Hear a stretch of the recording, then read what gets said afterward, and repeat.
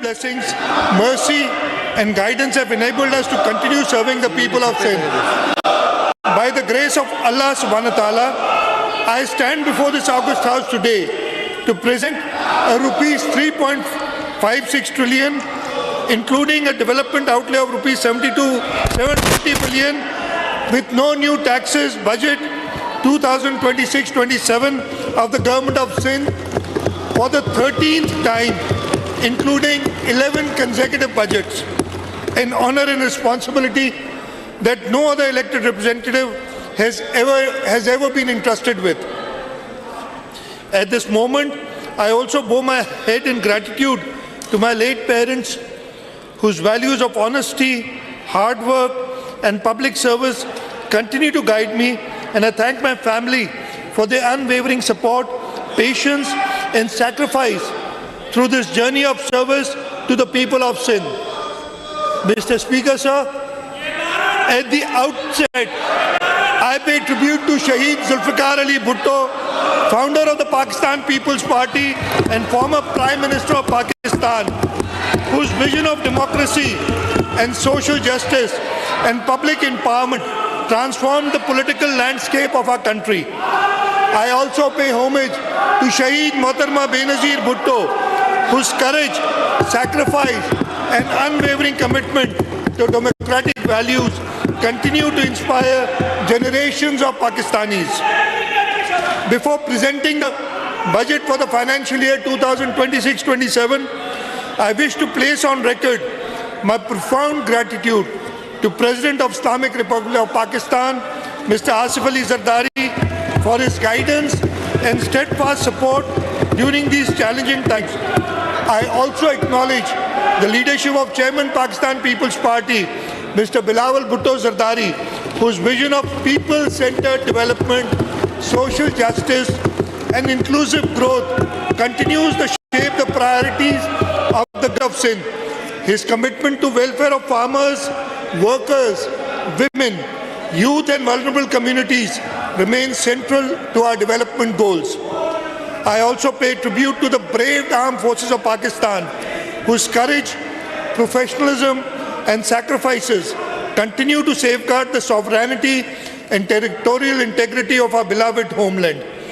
Recent regional developments have once again demonstrated Pakistan's role as a voice for peace, stability, and principled diplomacy.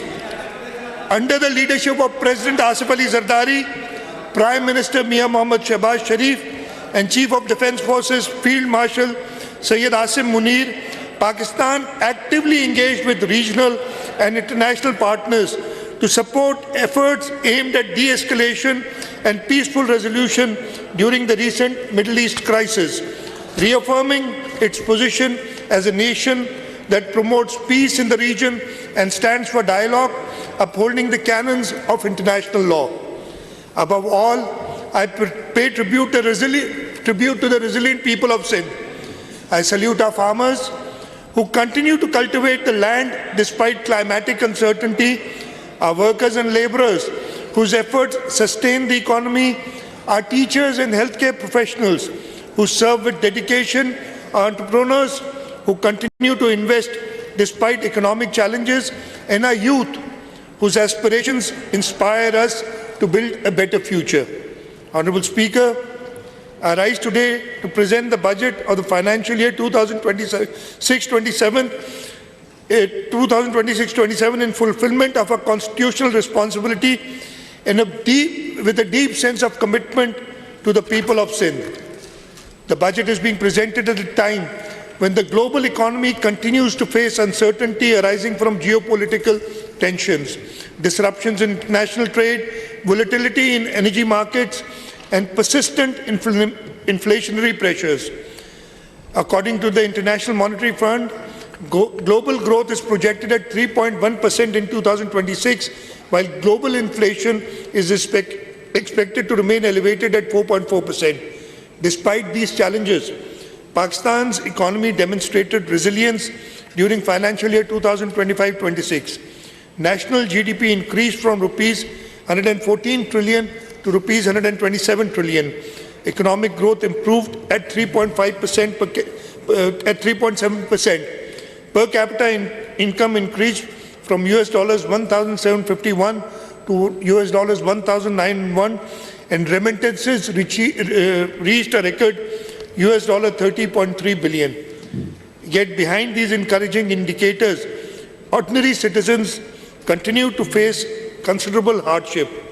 Rising living costs, higher energy prices, and inflation placed significant pressure on household budgets. Inflation averaged at 6.69% during the year and reached 11.7% in May 2026, affecting the purchasing power of families across the country. Climate change also continues to pose a serious challenge to Sindh. The lessons of recent floods remain fresh in our memory. Recovery and reconstruction efforts continue across many districts, while increasing pressures on water resources, agriculture, and urban infrastructure demand sustained attention and investment.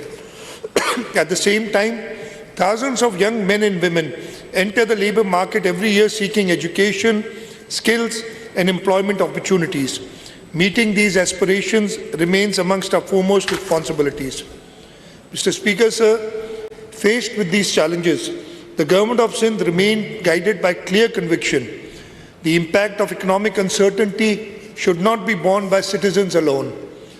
Accordingly, throughout financial year 2025-26, the government pursued a strategy of fiscal responsibility, prudent governance, and sustained investment in development.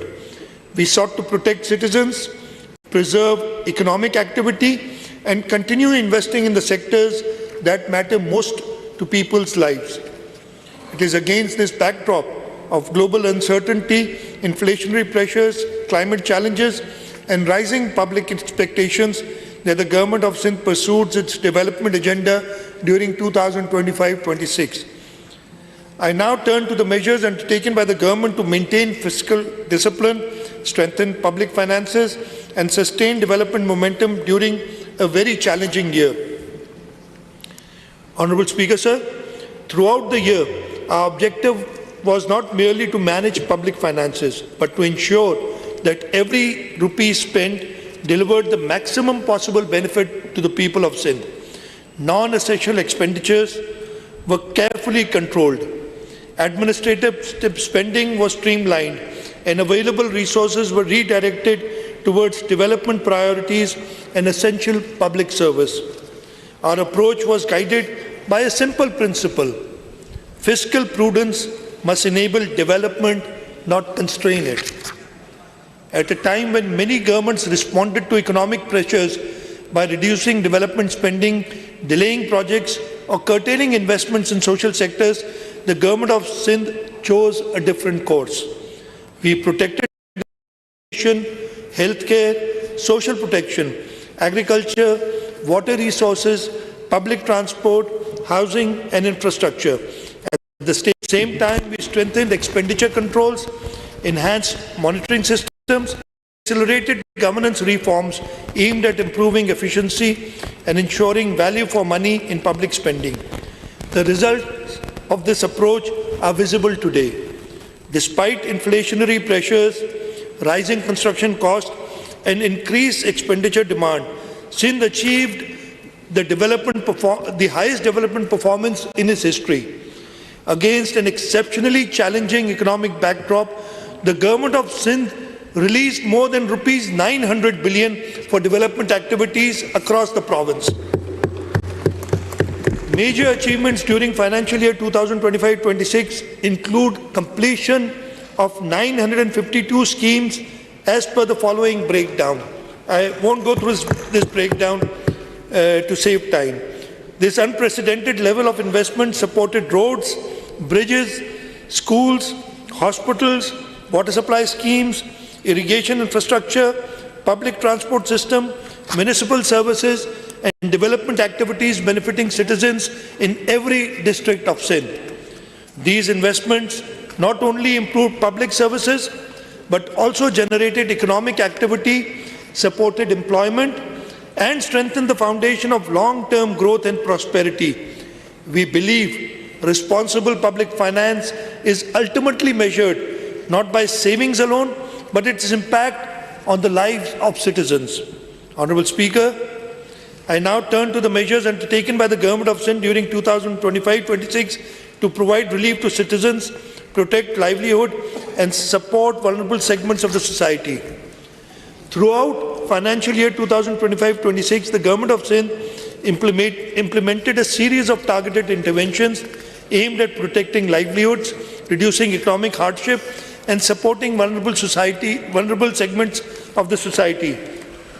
These measures benefited farmers, workers, fishermen, transport users, traders and households across the province. Honourable Speaker, one of the most tragic incidents during the year was the devastating fire at Gul Plaza, Karachi on 17th of January 2026.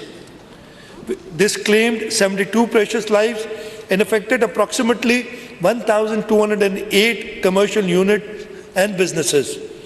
Recognizing both the human tragedy and the economic devastation suffered by hundreds of families and traders, the government approved one of the largest relief and rehabilitation packages ever extended for a commercial disaster in Sindh. A comprehensive package of rupees 8.45 billion was announced, comprising compensation for bereaved families, direct financial assistance to affected shopkeepers, and compensation for inventory and business losses. Under this package, compensation of rupees 10 million per deceased victim was approved. In addition, 1,208 affected keepers received direct assistance of 500,000 each, and approximately 5.77 billion was released for inventory and business losses. I am grateful to the Karachi Chamber of Commerce and Industry who worked with us very closely, and all the payments were made on the recommendation of Karachi Chamber of Commerce and Industry, and I thank them for their help. Recognizing the challenges faced by the community, the government launched one of the largest farmer support program in province's history. An allocation of rupees 45 billion was made for wheat procurement and farmer support initiatives. Through the Sindh Wheat Growers Support Program, more than 336,000 farmers cultivating over 2 million acres received assistance through the Benazir Hari card.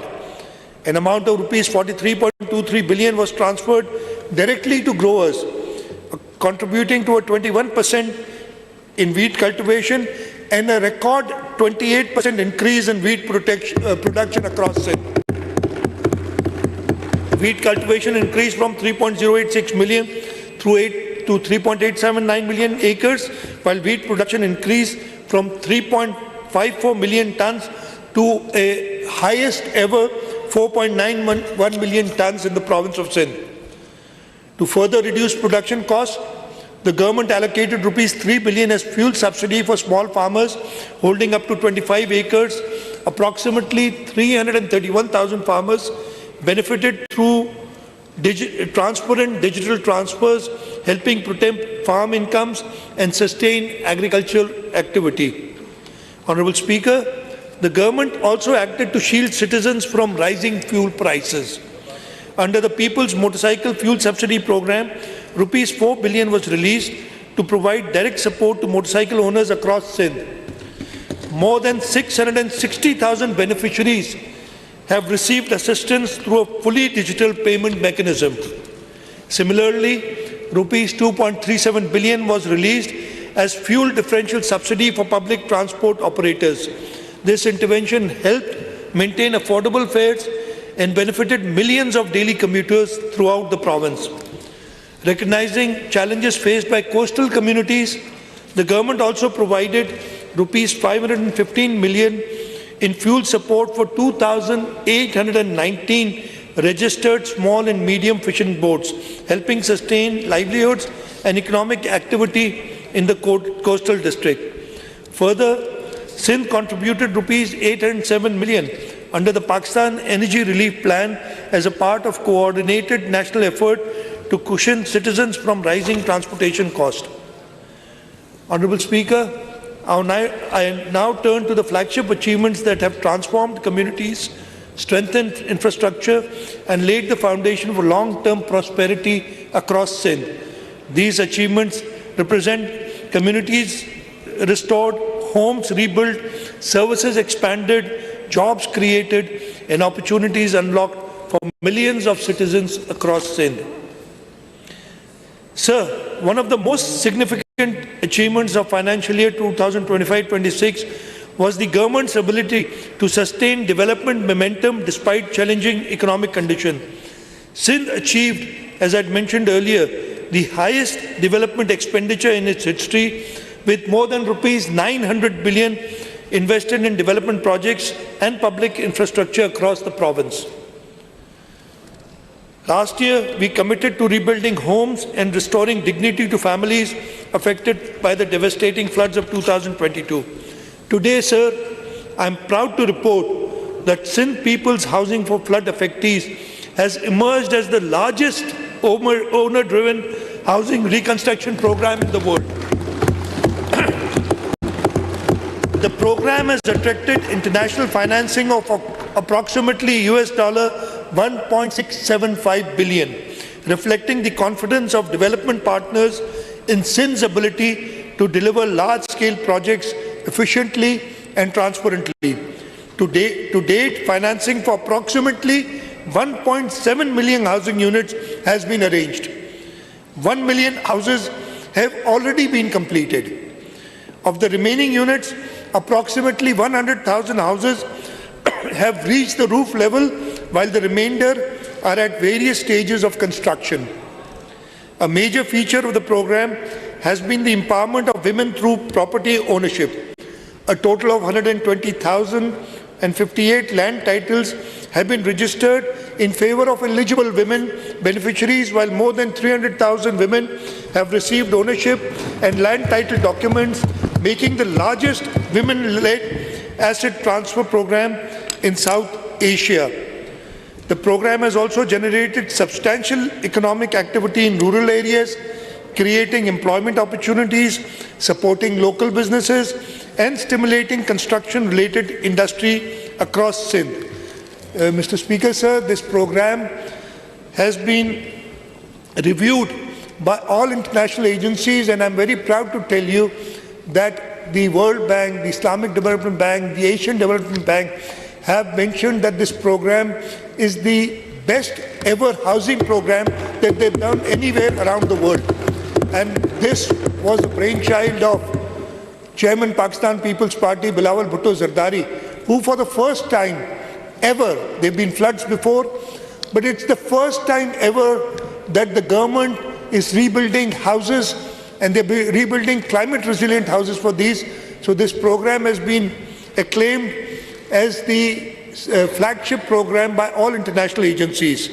So for next year, the allocation for the Sindh People's Housing for Flood to complete the remaining houses is rupees 100.4 billion. Building upon the reconstruction efforts, the government has launched a $214 water, sanitation and hygiene program. The initiative will provide clean drinking water and sanitation facilities to approximately 215,000 households in 1,800 villages, benefiting more than 1 million people. In addition, design work has commenced in 200 villages under wash intervention, while physical work in 100 villages are expected to commence by the end of June 2026.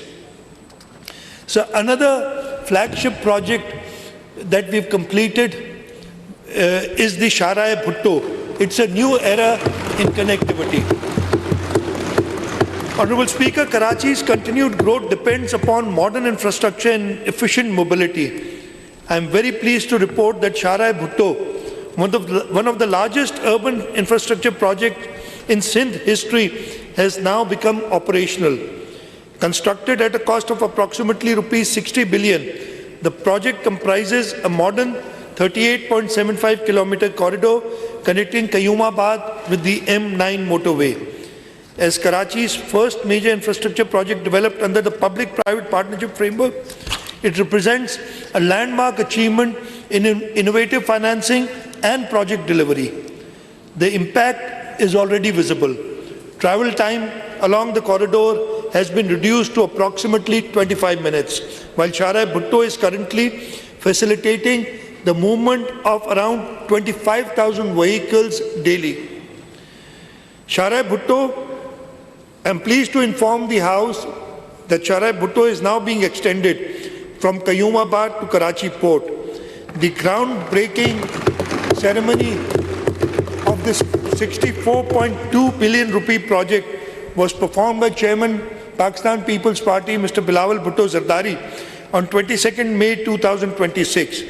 And just wish to tell everyone that out of the 64.2 billion, the government of Sindh's contribution as equity is only 9.3 billion. So with 9.3 billion, we will inshallah develop a project worth more than 64 billion rupees.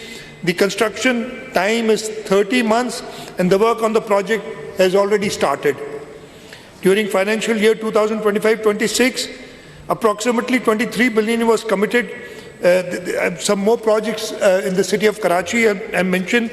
In 25-26, approximately 23 billion were committed for major infrastructure projects being implemented through the Frontier Works organization to improve mobility and strengthen Karachi's transport network. The government also approved infrastructure projects exceeding rupees 11 billion to be executed by the Karachi Development Authority and rupees 22 billion worth of projects being implemented through the Karachi Metropolitan Corporation to improve urban infrastructure and service delivery. A major milestone was achieved through completion of the Hub Canal project at a cost of approximately rupees 12.7 billion, significantly strengthening long-term water security for Karachi and adjoining areas. This project was inaugurated by Chairman Bilawal Bhutto Zardari on 13th of August 2025. Significant progress has already been achieved under the Competitive and Livable City of Karachi program. Development works are undertaken on 151 schemes across all 25 town municipal corporations of Karachi, of which 147 schemes have already been completed. The remaining schemes are on track for completion by the end of the current month. In addition to physical infrastructure, the program delivered important governance reforms through implementation of a modern SAP-based financial and payroll management system across all local councils and Karachi Metropolitan Corporation. A landmark achievement has also been the launch of one of Pakistan's largest municipal property mapping initiative, under which approximately 4.5 million properties are being surveyed through GIS-based urban immovable property tax system. This initiative will strengthen urban planning, improve municipal revenues, and support sustainable delivery in the years ahead. Sir, now I move to talking about delivering on our commitments. Mr. Speaker, no investment yields greater return than an investment in human life. For this reason, the government of Sindh has consistently prioritized healthcare as a fundamental pillar of its development agenda, with the objective of ensuring that every citizen has access to quality healthcare services regardless of income or place of residence. I am pleased to report that substantial progress has been achieved across the healthcare sector during financial year 2025-26. Sindh today hosts some of the finest public healthcare institutions in Pakistan, serving only not the people of Sindh, but patients from across the country, or should I say, patients from across the world. The National Institute of Cardiovascular Disease continues to expand access to specialized cardiac care. During the current year, the new outpatient complex, inaugurated by Chairman Bilawal Bhutto Zardari on 5th December 2025, became operational with an investment of approximately rupees 1.2 billion and is currently serving 46,230 patients every month, while conducting nearly 40,500 diagnostics tests monthly. Construction of a 100-bed emergency block, a 300-capacity conference hall, and dedicated clinical trial unit has also commenced, further strengthening NICVD's position as one of the world's largest publicly funded cardiac healthcare system. Similarly, the Sindh Institute of Cardiovascular Disease continued to perform free and life-saving treatments throughout its network of 10 cardiac hospitals and 30 chest pain units across Sindh. During financial year 2025-26, SICVD provided treatment to more than 3.44 million patients at an expenditure of approximately rupees 13.3 billion. The network performed 15,927 emergency angioplasties, 12,757 cardiac catheterization procedures, 1,914 open heart surgeries, and more than 1.49 million diagnostic procedures. The chest pain unit network alone treated almost 433,000 patients, including 9,610 emergency heart attack cases, ensuring timely intervention and thus saving thousands of lives.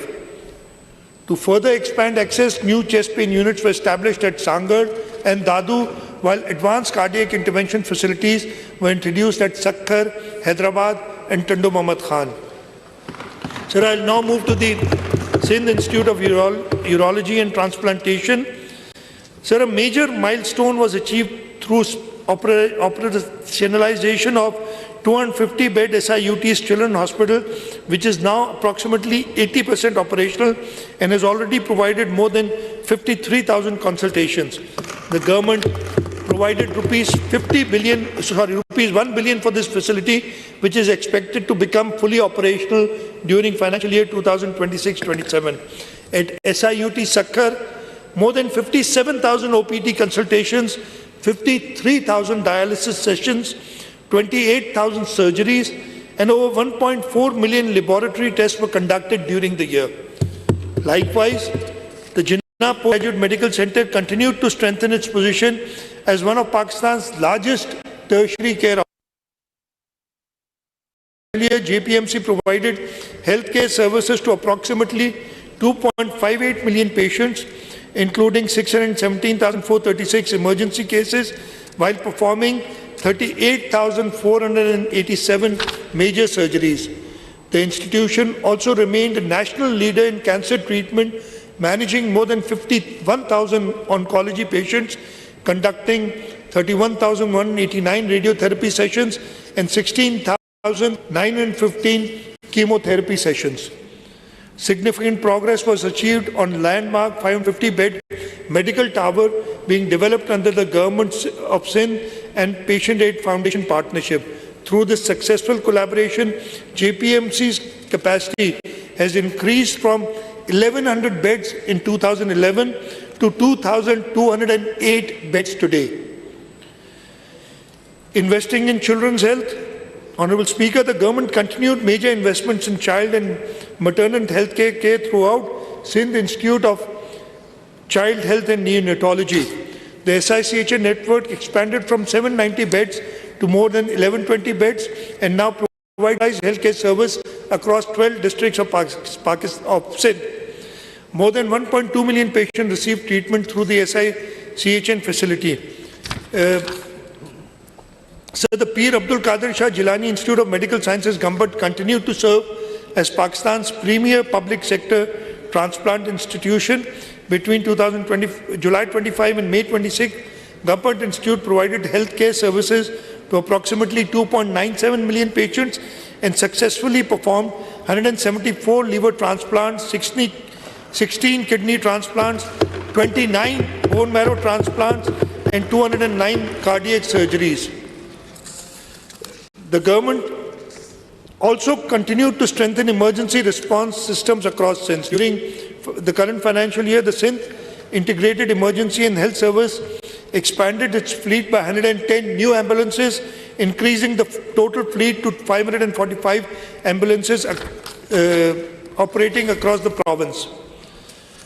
Honourable Speaker, sir, I now turn to another critical investment in the future of our province, strengthening education and building human capital that will drive Sindh's growth in decades ahead. Honourable Speaker, no nation can achieve lasting prosperity without investing in its people and in its youth. Education remains the most powerful instrument for social mobility, economic growth, and human development. Last year, we committed to strengthening the education sector through teachers' recruitment, restoration of schools, expansion of early childhood education, support of out-of-school children, decentralization of school finances, and greater access to higher education opportunities. One of the largest merit-based recruitment drives in Sindh history was successfully undertaking, and we recruited an additional 5,530 teachers, an additional 5,530 teachers recruitment is underway. The government completed 1,312 new schools during this year. Reconstruction of flood-affected schools also continued, with 606 schools rehabilitated and reconstructed, while work is in progress on another 1,860 schools. Recognizing the importance of early learning, 1,336 early childhood education classrooms were established and strengthened, benefiting more than 40,000 children. In addition, 752 teachers received specialized training and 584 early childhood teachers were recruited. I'll just skip a few pages here due to shortage of time, and I'll go to law and order. Peace and security are indispensable for economic growth, social stability and public confidence. Recognizing this, the Government of Sindh continued to invest in modern policing, counter-terrorism capabilities and public safety initiatives to ensure a secure environment for citizens and businesses alike. A major milestone during financial year 2025-26 was the expansion of technology-driven policing and road safety initiatives. The introduction of AI-based faceless e-ticketing system, together with expansion of the Safe City program, transformed traffic enforcement and strengthening road safety across the province. More than 1.07 million electronic tickets were issued through transparent and technology-based enforcement mechanism. Adopting a citizen-friendly approach, the government waived penalties for the first-time traffic violators to encourage compliance through awareness rather than punishment. To further strengthen the surveillance of public safety, 1,325 smart cameras equipped with facial recognition and automatic number plate recognition technologies were installed at strategic locations. So in addition, 1,487 assistant sub-inspectors were recruited. Recruitment of 2,000 investigation officers was approved, and modernization work commenced on 40 model police stations across the province. So one of the most important achievements of the year was restoration of peace and security in the Kacha areas of northern Sindh through targeted anti-dacoit operations in Shikarpur, Kashmir and Gotki, supported by an allocation of Rs 872 million. Law enforcement agencies conducted 141 encounters, eliminated 48 hardened criminals, made 140 arrests, and secured 475 voluntary surrenders. Most importantly, approximately 115,000 acres of Kacha territory was cleared from criminal influence, restoring confidence among local communities and strengthening the writ of the state. Sir, I now turn to another important commitment of this government, that is empowering persons with disabilities, promoting inclusion, and ensuring that no citizen is left behind in journey towards progress and power and prosperity.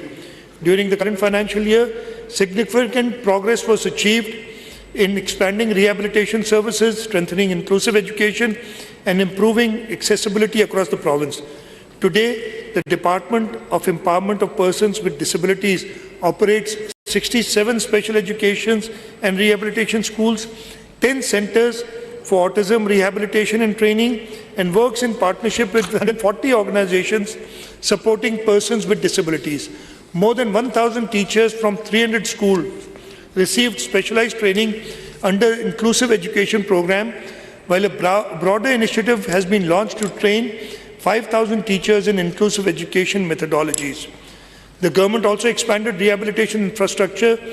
New CARTS facilities at Tando Muhammad Khan and Korangi have been completed, while the Sakhar Mega Complex and centers in Mirpur Khas, Karachi Central and DHA Karachi are progressing.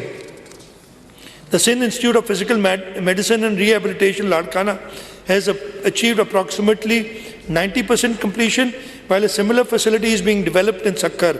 Rehabilitation facilities is also being expanded in Karachi, Badin, Shahdatpur, Jacobabad, Moro, Daud and Mithi. To improve accessibility and opportunity, 42 digital classrooms were established for deaf students. Pakistan's largest vocational training facility for persons with disabilities was established at Kurangi, and assisted devices worth rupees 800 million were distributed across Sindh. Honorable Speaker, sir, I now turn to another area where government has delivered tangible results for citizens across the province, modernizing public transport, improving mobility, and advancing sustainable transportation solutions. An efficient, affordable, and accessible transport system is essential for economic growth, social inclusion, and urban productivity. The People's Bus Service continued its successful expansion, with operational fleet reaching 290 buses and services extended to Khairpur, Shikarpur, Tandolayar, and Hyderabad. Today, the service carries approximately 125,000 passengers daily and has served more than 1 million passengers since its launch. To improve mobility for women, the Pink Bus Service, Pakistan's first women-exclusive public transport initiative, continued to expand. The government accelerated the transition towards green mobility. During the year, 34 electric buses became operational, while an additional 100 electric buses are being inducted into the transport network. Furthermore, procurement of the first 500 electric buses under the broader 1,000 EV bus program is being undertaken through a public-private partnership framework, making it one of the largest green transport initiatives in Pakistan. To further strengthen Karachi's transport network, the government has approved procurement of 50 modern double-decker buses at a cost of approximately rupees 4.8 billion, out of which 25 double-decker buses will be on the road in the next 3 months.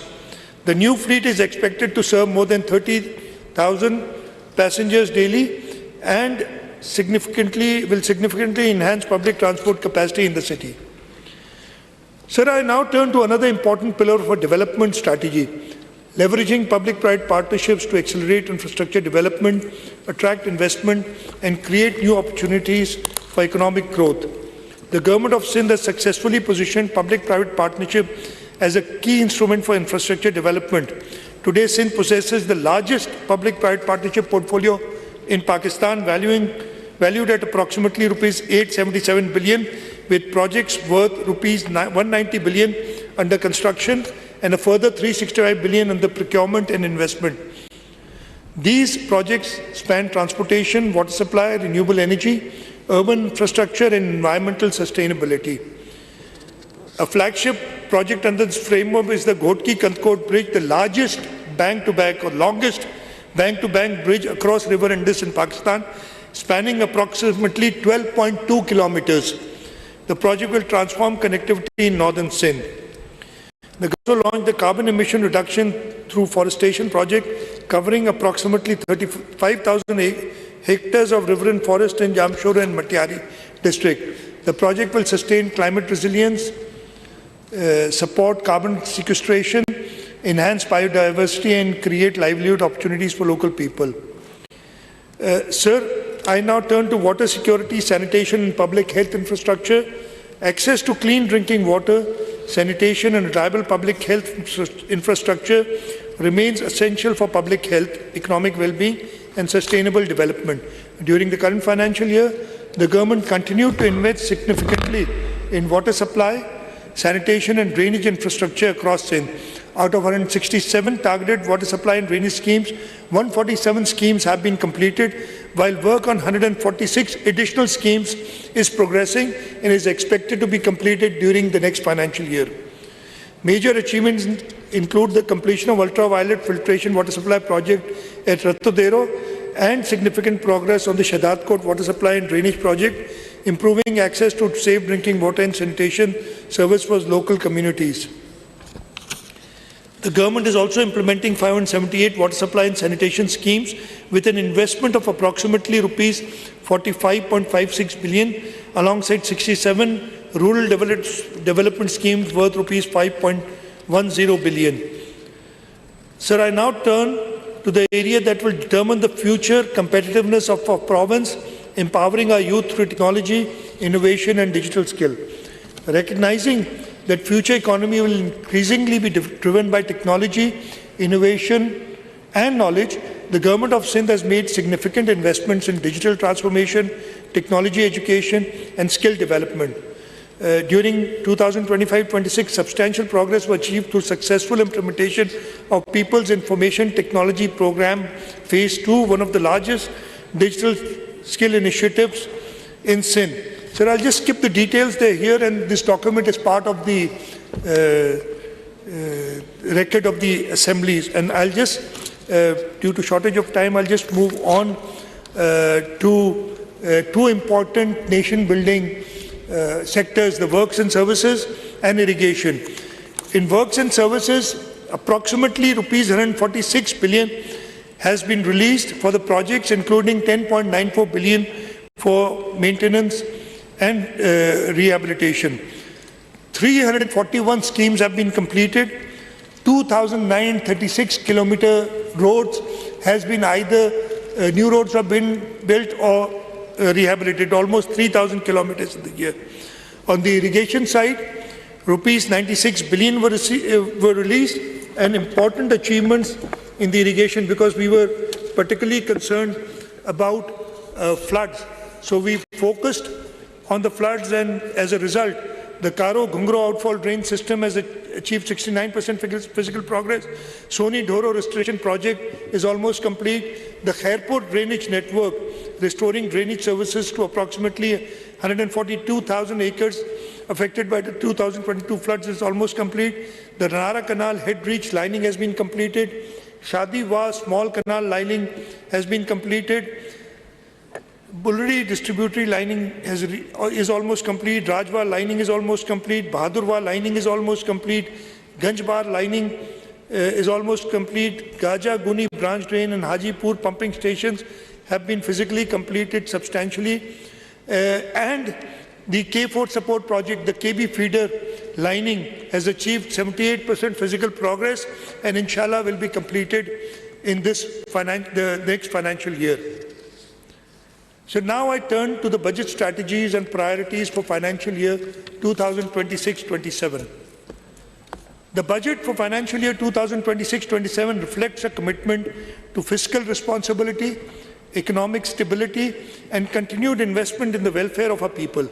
The total budget outlay for the coming financial year is rupees 3.562 trillion, comprising current expenditure of 2.560 trillion, a development portfolio of rupees 720.39 billion, and capital expenditure of rupees 281.7 billion.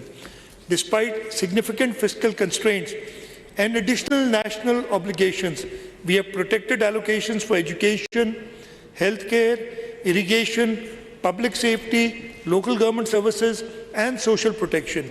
The budget has been formulated on the principles of fiscal prudence, protection of human development, infrastructure investment, and support for vulnerable sections of the society through a balanced combination of expenditure rationalization, improved resource mobilization, and targeted investments.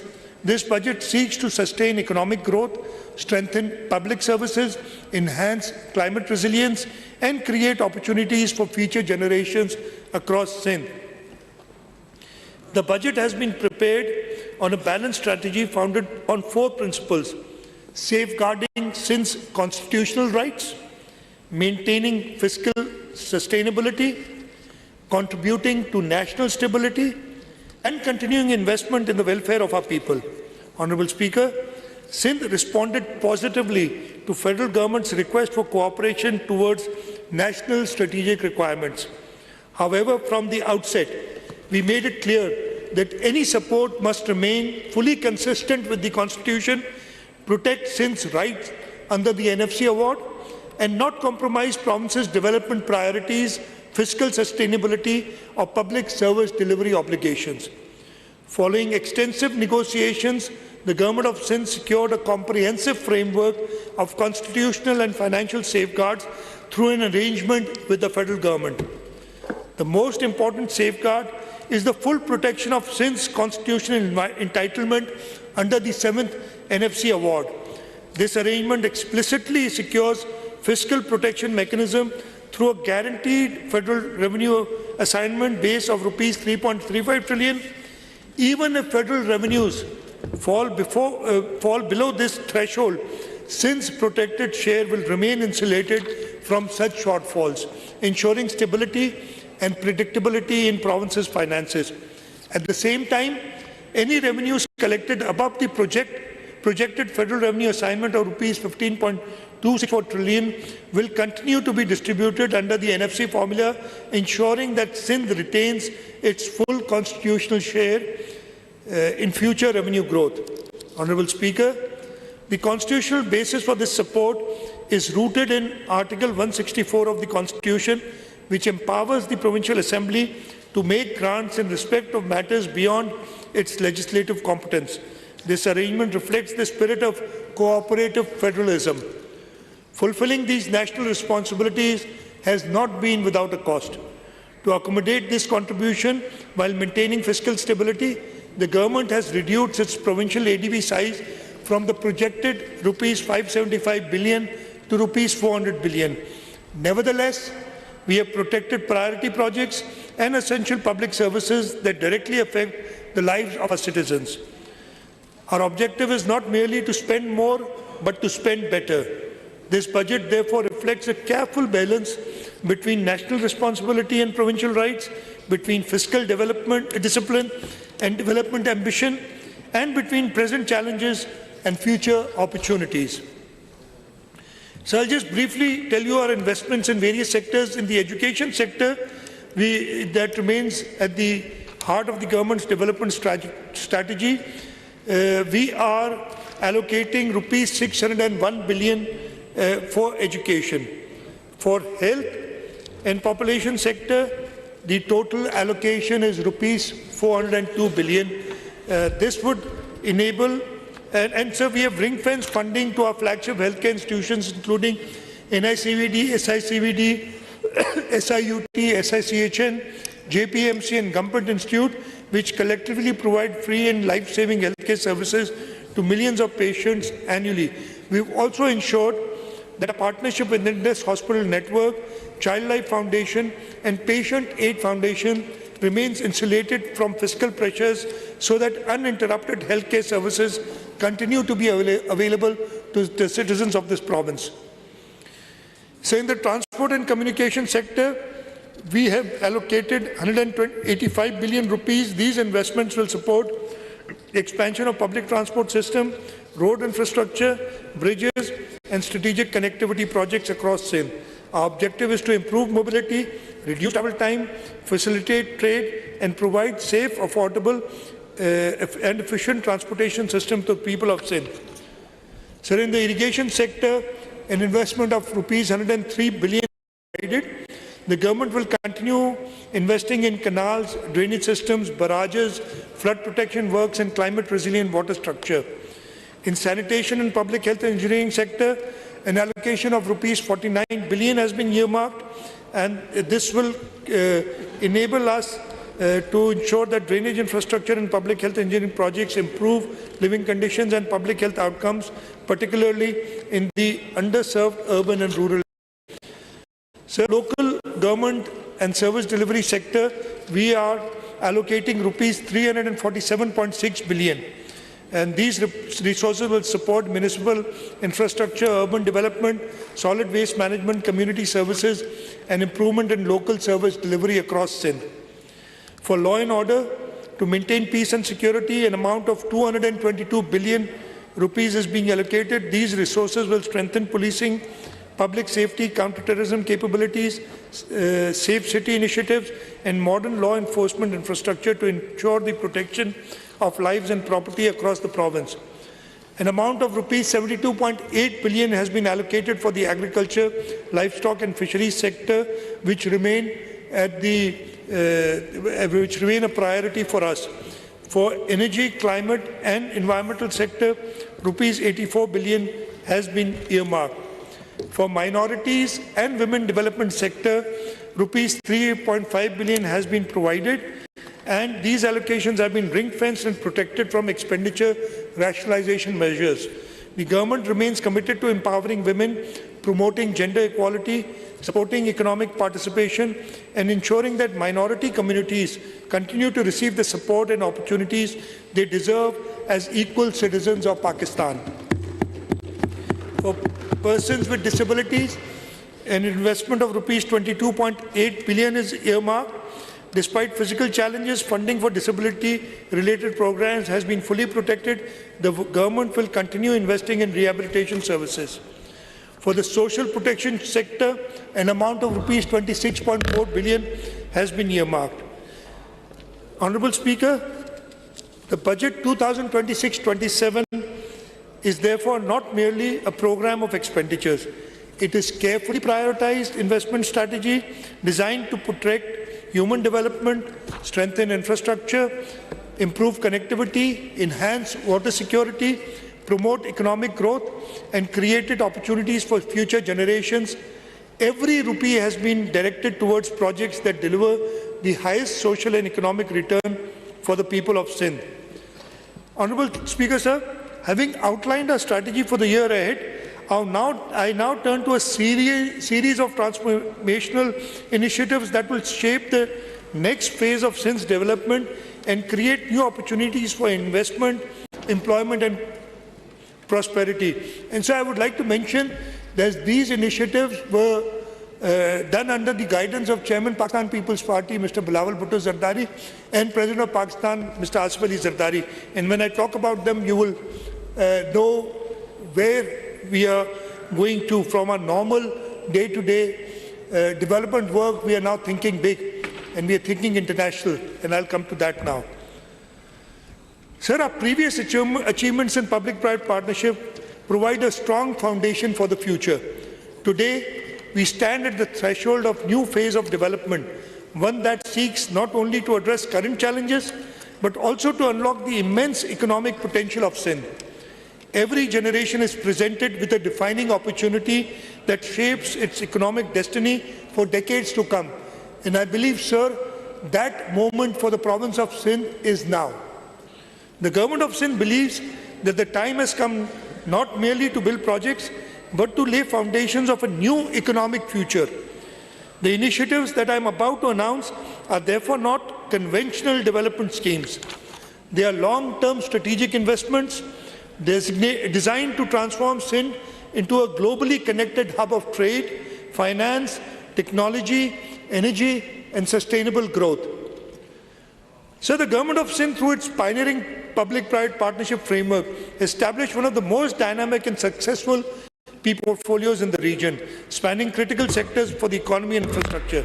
Through sustained commitment to innovation, transparency, and private sector participation, Sindh has emerged as a leading PPP jurisdiction, earning both national and international recognition. The global standing of Sindh's public-private partnership program is reflected in recognition by the 10th United Nations Economic Commission for Europe for PPP forums, which published case studies on 4 PPP projects undertaken by the government of Sindh. During the year, the internationally renowned publication, The Asset, conferred the prestigious PPP Deal of the Year award on the Sindh Riverine Forestation Project, further demonstrating the quality, innovation, and global relevance of Sindh's PPP initiative. Earlier, The Economist ranked Sindh's PPP project the 6th best PPP program in Asia, a distinction that continues to underscore the province's leadership in innovative infrastructure financing and public delivery.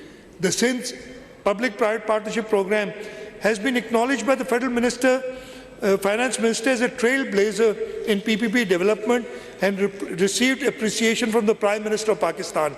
The success of Sindh's PPP framework has received recognition at both national and international level. Most recently, during the National Economic Council meeting held on the 10th of June 2026, the achievements of the government of Sindh's PPP unit were formally appreciated by the National Economic Council, and the government of Sindh was requested to share its experience and provide guidance to other provinces to accelerate implementation of PPP projects across Pakistan. This recognition reflects Sindh's leadership in infrastructure development, innovative financing, and efficient project delivery. Mr. Speaker, sir, building on this strong foundation, the Government of Sindh is now embarking upon the next phase of PPP's journey. The focus is no longer merely on expanding the portfolio. Our focus is now on undertaking transformational and strategically significant projects that will redefine Sindh's economic landscape, accelerated growth, strength, competitiveness, and create a more enabling environment for investment, business, and sustainable development.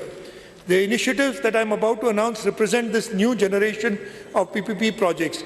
They are designed not only to address present-day infrastructure needs, but to position Sindh as a leading centre of trade, finance, technology, energy and innovation for decades to come.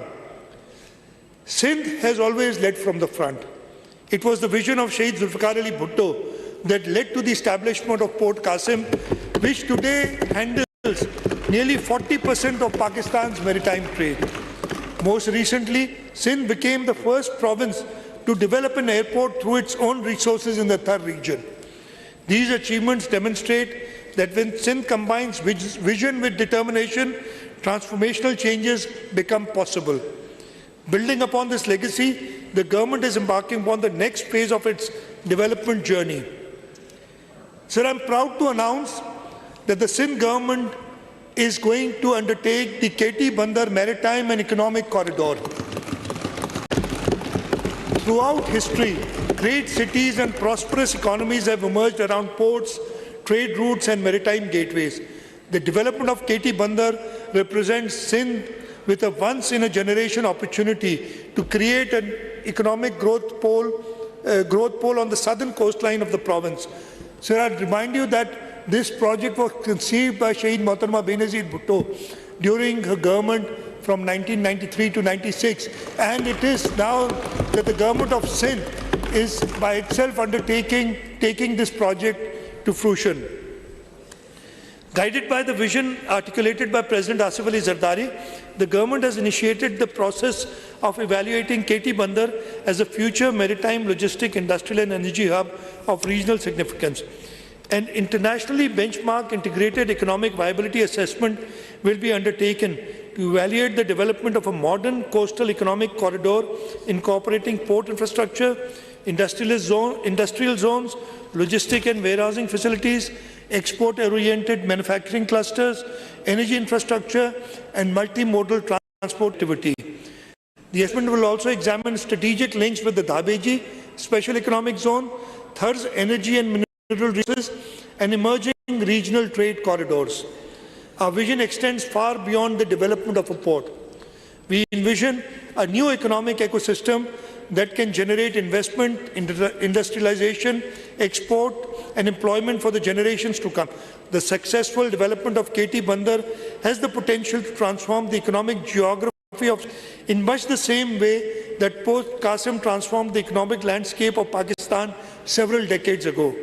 We expect that the federal government will support the government of Sindh in this big leap forward. So the next important initiative that we are undertaking is creation of the Sindh Infrastructure Financial Center in the city of Karachi. Karachi has long been the commercial and financial heart of Pakistan. It hosts the country's largest banks, capital markets, financial institutions, and corporate headquarters. As Pakistan's gateway to international trade and investment, Karachi possesses all the ingredients necessary to emerge as a leading regional financial center. Building upon this historic strength and leveraging Sindh's internationally recognized expertise in developing innovative public-private partnership projects, I am pleased to announce that the government of Sindh has initiated the process for establishing a financial center as a world-class platform for investment, finance, innovation, and dispute resolution. The government envisions this center as a modern financial ecosystem that will facilitate domestic and international investment, strengthen investor confidence, and support the mobilization of capital for infrastructure, energy, housing, technology, climate resilience, and industrial development. During the coming year, the government will undertake the necessary legal, regulatory and institutional groundwork for the establishment of the centre in consultation with national and international stakeholders, financial institutions, investors and development partners. Here again, I seek the support of the federal government, as without their support, this would not be possible. We would take the initiative, we will do the groundwork, we only need their support to, inshallah, construct this Sindh Investment Financial Centre in Karachi. The proposed centre will seek to position Karachi as a leading regional hub for infrastructure finance, Islamic finance, climate finance, financial technology and international commercial services. The initiative will also explore the establishment of modern commercial courts, international arbitration and mediation facilities, and investor-friendly regulatory frameworks aimed at ensuring speedy dispute resolution, greater certainty in commercial transactions, and enhanced investor confidence. Through the centre, the government aims to attract global capital, create high-value employment opportunities, strengthen Karachi's competitiveness, and reinforce Sindh's role as a gateway for investment and economic growth in Pakistan and the wider region. For the successful establishment of this strategic investment, the government will work closely with the federal government and relevant national institutions to develop an enabling legal, regulatory, and investment framework. This will include streamlined investor onboarding, facilitation of visas and licensing, efficient regulatory approvals, competitive investment incentives, and mechanisms to facilitate cross-border capital flows. 3 potential sites within Karachi's commercial corridors have already been identified, and we are working at finalizing the site. To translate this vision to reality, funds have been earmarked in the budget for preparation of an internationally bankable feasibility study and implementation framework.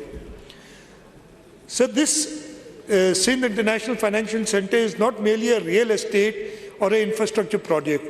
It is a strategic initiative to position Karachi amongst the emerging financial centres of the region, attract global investment, deepen financial markets, and create new opportunities for future generations. It represents our ambition to connect Sindh with global markets, global innovation, and global opportunity. And this opportunity exists right now because of the Middle East crisis. The KT Bandar Port and the Sindh Investment Financial Centre are bound to succeed if we are able to do it right. The next economic transformation will be driven not by traditional industry alone. Sir, I go to the next major initiative, which is the Sindh Green Data Infrastructure Initiative. So the next great economic transformation will be driven not by traditional industries alone, but by data, artificial intelligence, cloud computing and digital infrastructure. Across the world, governments and businesses are investing billions of dollars in data centers and digital ecosystems that power the modern economy. The demand for computing power, digital storage, artificial intelligence applications and cloud services is growing at an unprecedented pace. Sindh is uniquely positioned to capitalize on this opportunity. Our province possesses some of the most attractive renewable energy resources in the region, with solar irradiation levels ranging from approximately 5.5 to 6.5 kilowatt-hour per square meter per day.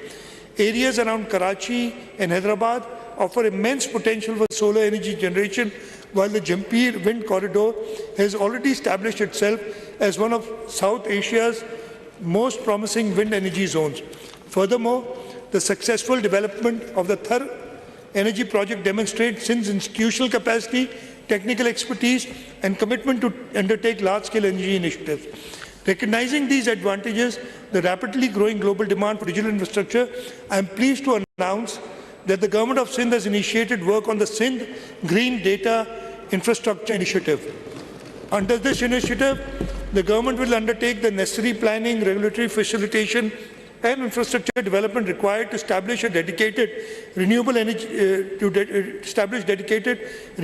parks and technology zones capable of supporting large-scale data centers and digital infrastructure investments. The proposed initiative will integrate renewable energy generation, transmission infrastructure, international digital connectivity, data center parks, and investment facilitation within designated technology and energy zones across the province. By leveraging indigenous solar and wind resources, Sindh aims to attract domestic and international technology companies, cloud service providers, artificial intelligence enterprises, computing operators, and data center developers seeking reliable, affordable, and environmentally sustainable location for digital operations. The initiative will also support the establishment of dedicated data center facilities powered primarily through renewable energy source, creating a new generation of clean energy, digital infrastructure that strengthens economic competitiveness while advancing climate and sustainability objectives. So the benefits of these initiatives will extend far beyond the digital sector, while renewable energy generation will primarily support data centers and technology infrastructures. Surplus clean energy can also be utilized for desalination facilities, water treatment plants, industrial estates and special economic zones, including Nooriabad Industrial Zone, Syed Karachi, Kurangi Industrial Area, Port Qasim Industrial Area, and the Dhabeji Special Economic Zone. This integrated approach will reduce energy costs, improve sustainability, and enhance the competitiveness of industrial and economic activity across Sindh. The initiative is expected to attract private investment, create high-powered, valued employment opportunities for our youth, strengthen digital infrastructure, and accelerate Sindh's transition towards a knowledge-based economy. To fully realize this vision, the government will engage with the federal government and relevant regulatory authorities to facilitate reforms that enable direct green energy offtake arrangements and remove regulatory barriers to investment in renewable energy-powered digital infrastructure. Sir, regarding energy security, renewable transition and solar empowerment, we also have a few new initiatives. Energy has always been the foundation of economic growth and human development. For many years, Pakistan has faced severe energy shortages that constrained industrial growth, discouraged investment, and imposed hardship on ordinary citizens. At this critical juncture, the government of Sindh took a bold visionary decision to unlock the vast coal reserves of Thar.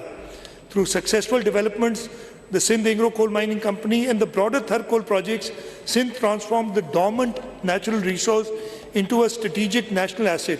Today, Thar coal is contributing thousands of megawatts of affordable energy to the national grid, strengthening Pakistan's energy security and reducing dependence on imported fuels.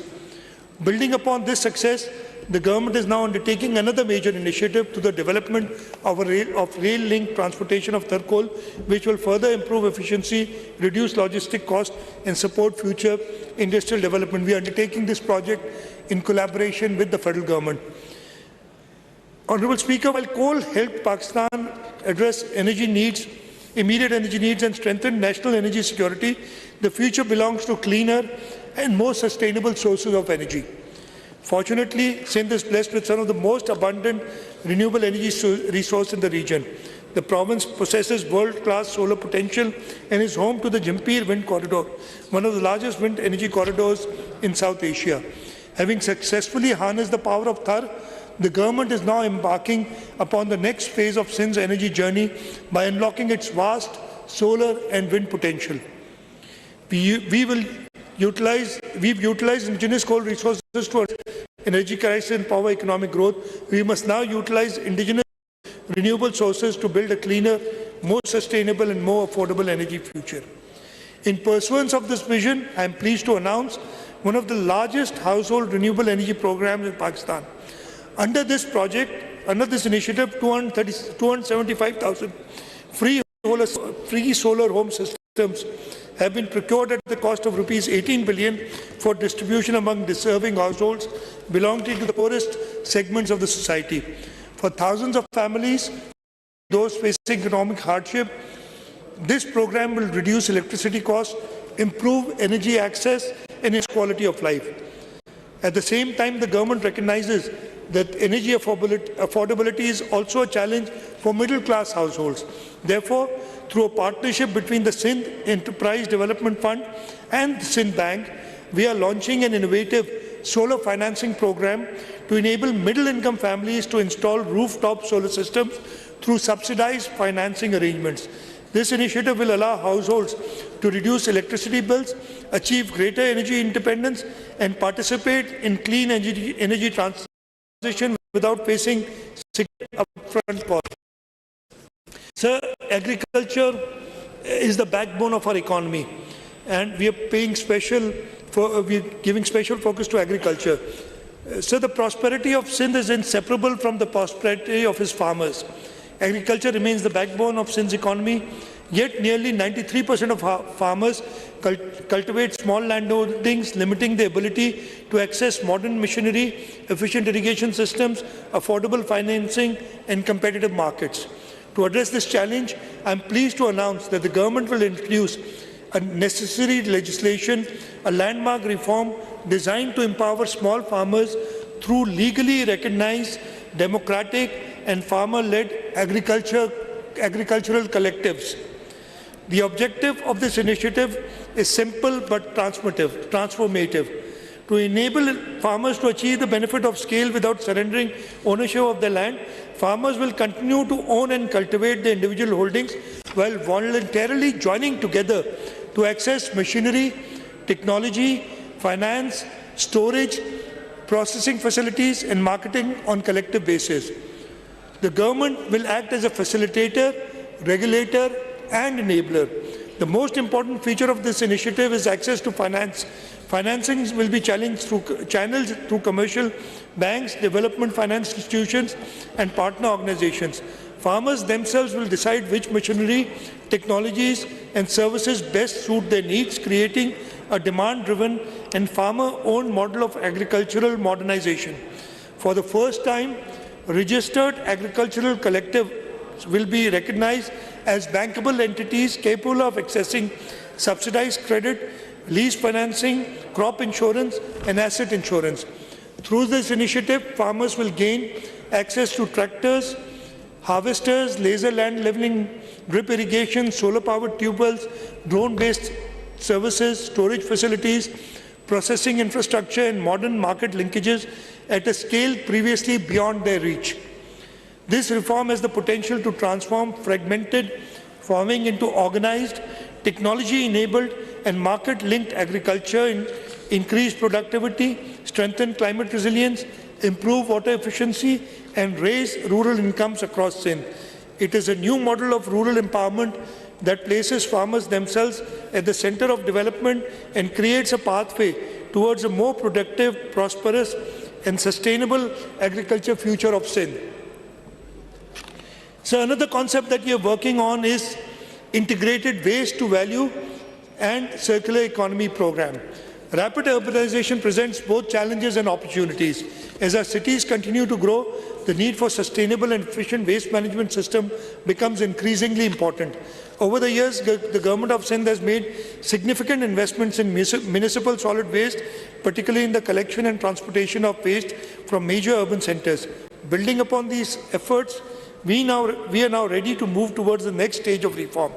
I am pleased to announce the government intends to develop an integrated waste to value program under the public-private partnership framework, transforming waste management from municipal service into an engine of environment sustainability and economic value creation. The proposed initiative will move beyond conventional waste collection and disposal by focusing on scientific processing, treatment and recovery of value from municipal solid waste. This will include the production of refuse-derived fuels, recycling of recoverable materials, and other waste-to-resource initiatives capable of generating economic returns while reducing environmental impacts. The program will also incorporate modern landfill gas management systems to capture methane emission from existing and future landfill sites. These measures will contribute towards reducing greenhouse gas emissions, improving environmental outcomes, and strengthening climate resilience. Honourable Speaker, a key feature of this initiative is its potential to create new revenue streams through resource recovery and carbon monetization. I'll just skip and I'll go to the next section here. It's given in detail. So, taken together, these initiatives represent a new phase in Sindh's economic development. KT Bandar will strengthen Sindh's role in regional trade. The Sindh International Financial Centre will connect Sindh to global capitals. The Green Data Infrastructure Initiative will position Sindh within the digital economy of the future. Renewable energy and solarization will support energy security and affordability. The agricultural collective initiatives will strengthen productivity and prosperity in rural Sindh. The Waste to Value program will promote environmental sustainability and circular economic growth. Together, these flagship initiatives are designed to expand opportunities, attract investment, and build the foundations of long-term economic growth across the province. Sir, we are always aware of protecting the most vulnerable, our pro-poor and social protection initiatives. At a time when rising living costs continue to affect households across the province, the Government of Sindh remains committed to protecting the most vulnerable segments of the society. Accordingly, I am pleased to announce a package of pro-poor social protection initiatives amounting to Rs 13.2 billion.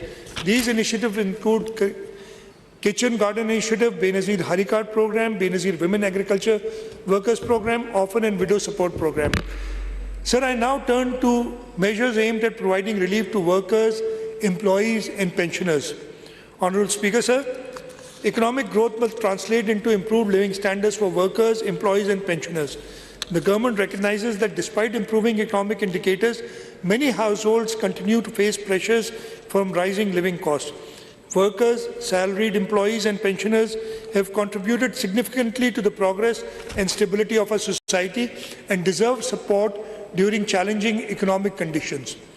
Accordingly, the government has decided to provide relief to both public and private sector workers. Honourable Speaker, there will be no new taxes in the next financial year 2026-27. The Finance Act proposes a number of targeted relief measures to support education, employment, insurance and agriculture. Sales tax on education support services, including education consultancy, testing and evaluation services, is being reduced to 5%. The reduced 5% tax rate on recruiting agents for overseas employment is being extended for a further 2 years. Beauty parlours and salons integrated with the point of sale system will continue to benefit from the concessional 8% tax rate, while certain donor-funded development projects are also being given tax relief. To promote insurance coverage and resolve outstanding disputes, the tax rate on insurance agents and brokers is proposed to be reduced from 5% to 2 to 3%, while tax exemption threshold for life insurance is being increased from ₹500,000 to ₹3.5 million. For agricultural sector, penalties for non-filing of agriculture income tax returns are being rationalized. The agriculture super tax exemption threshold is being enhanced, and ₹150 million to ₹500 million, from ₹150 million to ₹500 million, and the tax rate is being reduced from 10 to 8%. These measures will provide meaningful relief, encourage compliance and support economic growth in Sindh. Mr. Speaker, sir, I am pleased to announce that the Cabinet today has recommended that the minimum wage be enhanced from the current Rs 40,000 per month to Rs 43,000 per month. This will come into effect July 1, 2026 after going through the regulatory process. Sir, I am also pleased to announce that all government employees shall receive a 7% increase in basic pay with effect from 1st of July 2026. And sir, we will ensure that the lowest pay of our grade 1 officers, employees is at least Rs 43,000, the minimum pay. Furthermore, all pensioners shall receive a 7% increase in pension with effect from 1st of July 2026. So these measures reflect government's continued commitment to supporting workers, pensioners and helping households cope with rising living costs. Honourable Speaker, sir, as I conclude, this budget is not merely a statement of receipts and expenditures. It reflects our priorities, our aspirations and our commitment to the people of Sindh. The budget for financial year 2000 has been prepared at the time of global uncertainty, economic challenges and rapid technological changes. Yet, it is also a time of opportunity. Over the past year, we protected development spending, strengthened public services, supported vulnerable households, expanded infrastructure, invested in human capital, and laid the foundation for future growth. Sir, our vision is clear. We want a Sindh where every child has access to quality education, every family has access to quality health care, and every young person has an opportunity to realize his or her potential. A Sindh where farmers, workers, entrepreneurs and investors can prosper.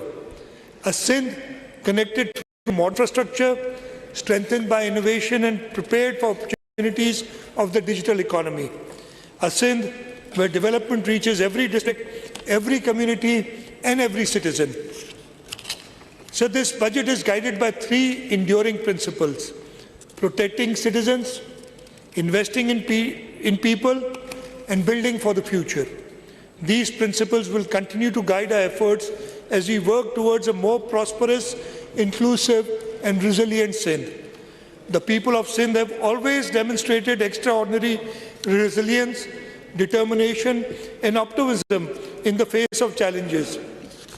With unity, hard work and a shared sense of purpose, I am confident that together we can build a stronger Sindh and contribute to a stronger Pakistan. This budget is a commitment to our people, a commitment to opportunity and a commitment to future generations. So a number of people have worked very hard in order to put together this document, which is a futuristic document. We're not talking about just projects, we are talking about visions of the future. And I'd like to acknowledge them, but I'll just wait till my winding, because and I've already taken up a lot of, and if I take a long time, so let me wait and till my winding up speech. But so with these words, I announce that the annual budget for financial year 26-27 to this Honourable House for its consideration and approval. Sindh Sada Abad, Pakistan Paindabad. Thank you very much.